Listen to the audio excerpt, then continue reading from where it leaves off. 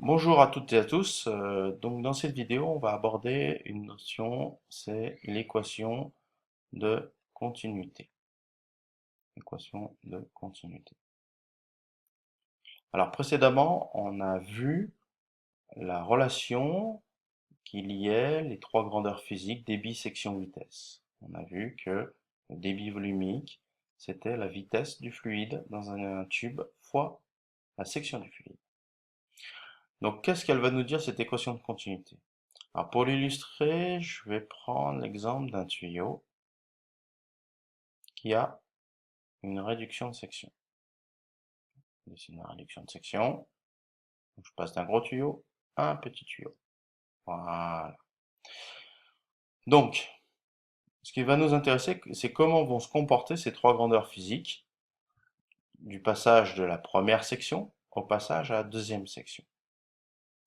Donc on sépare les deux sections.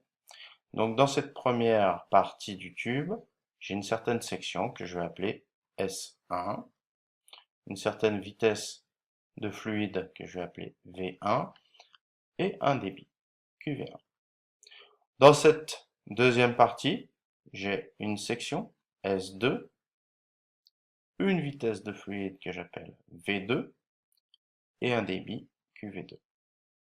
Alors l'équation de continuité, qu'est-ce qu'elle dit? Ben, elle dit que QV1 égale QV2. Voilà, c'est ça l'équation de continuité. Ça veut dire que le débit reste constant, malgré le changement de section. C'est-à-dire que si ici j'ai 1 mètre cube par heure de débit, là j'aurai 1 mètre cube par heure. Sinon, ça veut dire que j'ai une fuite. Voilà, j'ai une fuite. Si je perds du débit, ça veut dire que j'ai une fuite. Sinon, le débit reste constant. Donc ça, c'est très important à bien comprendre pour les applications futures que le débit dans un réseau est constant. Alors, je parle bien d'un changement de section. Si j'ai un piquage, par exemple, voilà, c'est plus du tout vrai. D'accord, mais ça, on verra par la suite. Alors, donc l'incidence de cette relation, ça veut dire quoi? Ça veut dire que V1 fois S1 égale V2 fois S2. Voilà. Donc, et ça, c'est égal à V fois S. C'est une constante. D'accord? Donc, qu'est-ce qui s'est passé entre la première partie et la deuxième partie? C'est la section qui a diminué. La section a diminué. Ok? Donc, on fait la section a diminué. Ça veut dire que la vitesse, on peut intuiter que la vitesse va augmenter. La vitesse sera plus importante dans cette partie que dans cette partie. On va le voir avec le calcul. Par exemple, on va prendre ici un tube de 22 par 1, ici un tube de 14 par 1. La section du 22 par 1, donc on l'a vu dans les précédentes vidéos, c'est 314 mm². Le 14 par 1, c'est du 113 mm².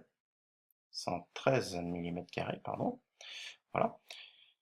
Donc, on va prendre par exemple V1, c'est 0,5 mètres par seconde. 0,5 mètres par seconde. Donc, nous, ce qui nous intéresse de calculer, c'est V2. V2, c'est combien? Quelle est l'influence? Si on diminue la section, on passe de 314 à 113, la vitesse qui était de 0,5, qu'est-ce qu'elle devient? Eh bien, V2 qui est ici, donc on déduit la relation. V2, c'est ça, V1 fois S1 divisé par S2. Voilà. Alors là, je ne vais pas convertir les sections en mètres carrés, c'est inutile. C'est du calcul inutile puisque le rapport des sections qui sont en millimètres carrés ou en mètres carrés, c'est le même. Donc V1, c'est 0,5 fois S1, 314 divisé par 113. Voilà. Et ça donne à peu près 1,4 mètres par seconde. Donc voilà. Donc on s'aperçoit que la vitesse qui était de 0,5 mètres par seconde est devenue 1,4 mètres par seconde. Elle a été quasiment multipliée par 3. Voilà. Oui, parce que la section a été quasiment divisée par 3. Là, on est passé de 314 à 113. Donc on passe de 0,5 à 1,4 mètres par seconde. Voilà. Une application que vous avez dû vous apercevoir, c'est que quand vous pincez l'extrémité d'un tuyau d'arrosage, qu'est-ce qui se passe? Eh ben, vous avez le jet d'eau qui part beaucoup plus loin, parce que c'est la vitesse qui augmente. hein, quand vous pincez l'extrémité du tuyau d'arrosage, vous réduisez la section, donc la vitesse du fluide augmente. C'est pas la pression, hein, la pression du fluide. Ou quand vous avez des hydrothérapies ou des douches avec des différentes des injecteurs d'eau, ils réduisent la section des tubes pour augmenter la vitesse, hein. Ils n'augmentent pas la pression, hein. La pression, elle peut que diminuer dans un réseau. Voilà. Donc ça, c'est une notion qui est très importante, hein, de bien comprendre que quand le débit reste constant, quand vous diminuez la vitesse, ben, vous augmentez.